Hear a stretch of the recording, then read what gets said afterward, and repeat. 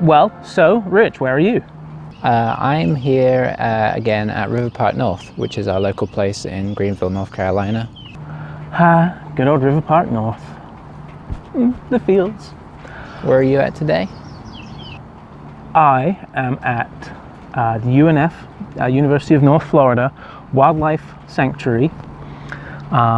There's a large lake here with walking trails around it. And here, it is a lovely day. How's the weather looking there? Yeah, no, I have grey skies and an annoying persistent drizzle at the moment. I see. I'm optimistic that the clouds will clear, or at least they'll dry up. I really don't want to spend this whole morning in the wet, but oh well, such is life. Bird-wise, we're actually thinking we might see a lot of the same stuff. So I'm going to get pretty much straight to recording, and I'll catch back up with you a bit later. Yeah, I'll see you out on the trails.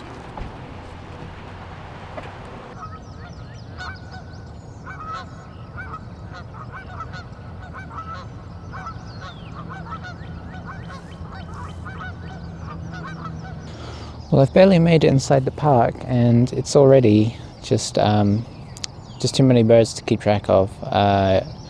Yellow-rumped warblers everywhere. Every second bird I look at is a yellow-rumped warbler. There's a couple of other little interesting warblers mixed in with them there, so I'm having to keep my eyes open to make sure I'm seeing the right one. But I'm trying to get down the path over there, but as you can see, I'm still pretty much just next to the car park, and I've already been here quite a little while. But if the birds are coming to you, what you gonna do? So behind me is the bamboo garden here at UNF, and not gonna lie, there's no birds here. There's some geese like way back there. I just really wanted to show it off because it's so cool looking. I'm here now on the heart of the campus, and there's a cat over there. Didn't expect that. So I'm going to figure out where I am. Also, just a little side note here, I will say that there is something very interesting and fun about seeing birds in these sort of weird, like UNF has done a really good job to make this a very green area, but what that results in is a lot of juxtaposition of the green and then all the brown and grey concrete and brick and whatnot of all the buildings, and it makes some really interesting shots. Hopefully you will have seen that with some of the house sparrow footage that I took. I mean, you can see there's a nice green behind me here. Dare say a lot of frisbee goes on there. But yeah, I mean, there's trees everywhere.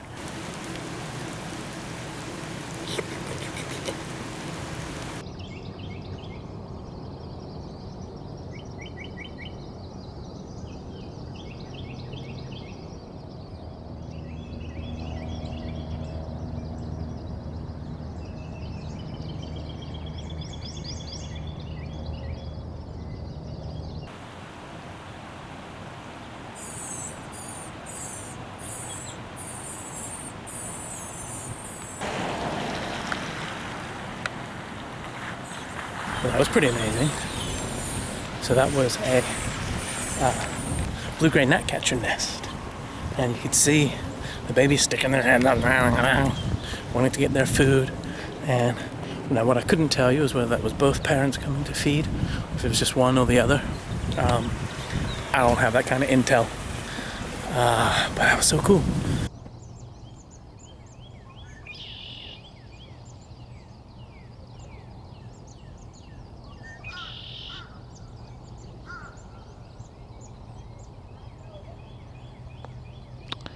It's weird, I hadn't noticed that before, but if you're watching his mouth, it doesn't always seem to be opening at the same time. Oh, there's his wing. Nice. Well, we did just have an ovenbird here, which was very exciting. I think I have blurry footage of it. While I soak in this glorious sunshine, Rich, how are things going there? You seeing as many birds as I am? Because, whoo, doggy, I am loaded with birds here right now. I want to know where all these woodpeckers are at.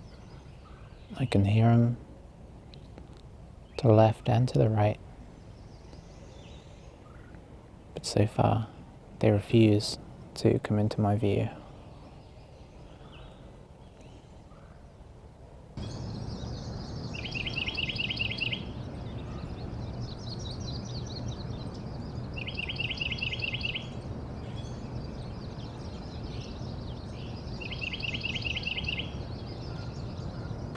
Alright, so I'm just moving on a little further into the park here around the lake. We had another little downpour recently that's just, well, put a damper on things. The problem with all this rain is that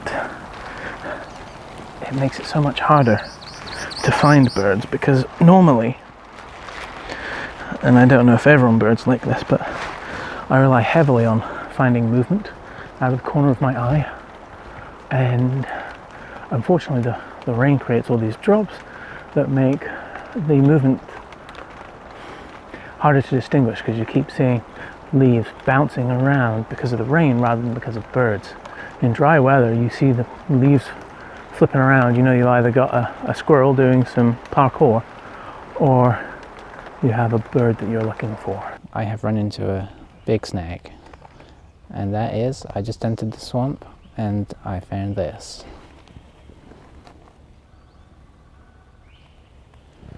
Which means I can't go to the really good part of the park back there.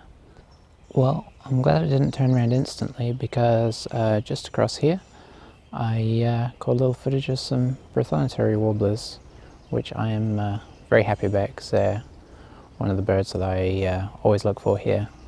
Super yellow and just very eye-catching when you see them. By the time I got the scope on them, they were sort of gradually moving back, but still very nice to see them. You haven't had any luck over your way, Phil? So, as you can see in here, the bad weather has picked up rather than lessened. I'm cowering in the trees, but it's not doing me an awful lot of good. I did just get some wonderful black and white warbler footage. I have not given up hope. Rich, over to you. Not flying around currently, but always nice to see the ospreys in attendance. Pretty consistently at this nest, so you're almost always guaranteed to see one here, assuming you come at the right time of year.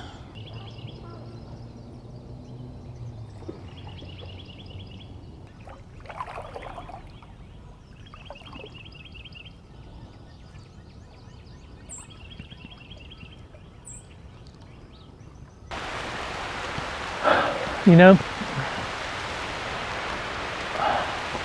sometimes there's actually something nice about a good rainstorm. I mean, yes, I'm wet, but it does feel good sometimes. Strangely, really enjoying still being out here. So I actually quite like birding by myself sometimes, because you can go at your own pace, stop when you want, go when you want, and also you have a much quieter presence. I think you can feel like you're more likely to sneak up on birds. I do it a fair bit by necessity, but I know, Phil, that you guys often bird as a pair, so how's it going birding by yourself? So, I haven't done an awful lot of solo birding, actually. Probably can count on one hand the number of times I've done proper birding on my own. And I have to say, today was disastrous because of the weather. It's very prohibitive. And so I've done the best with what I can. Solo birding is very different. It kind of focuses you a little bit, I think. you can't rely on other people to find the birds for you. You have to do it yourself. And so I think from a skill point of view, it's probably good to take some time to do a bit of solo birding to try and, hone your craft. Anything else to add, Rich? Is there anything in particular you found harder or more enjoyable as a result of birding on your own? Being able to see in multiple directions can be a bit of a disadvantage. You can probably miss half the stuff that's happening because it's happening behind you. But I'm enjoying the peace and quiet of it. Aside from all the people in the park keep running past, but trying to go off the beaten track now to avoid that a little bit more.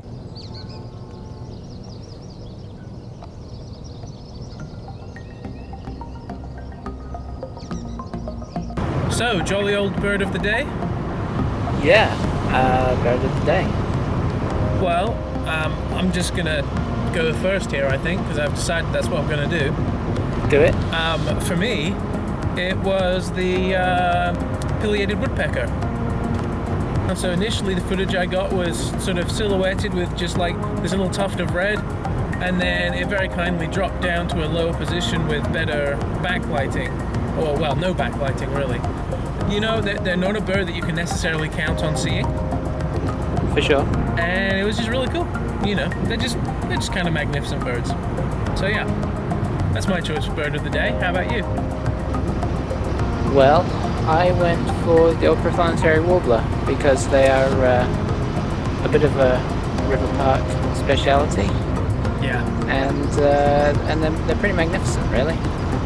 Yeah, I think they're an A-tier warbler. Yeah, I think so. Like they're not common. They're not super common. Yeah. And they're sort of very vibrant. Yeah. But yeah, all in all, I think what we can say is that this was an interesting trip. Yeah, it was. I think it's going to turn out to be a little varied in terms of mood. Yes, my mood, especially early on when it was really pouring with rain, it was not, the atmospherics weren't great. No. It wasn't really conducive to good birding. Guess that was bird of the day, huh? Bird of the day. Nice. There's no one else to say it. It's weird.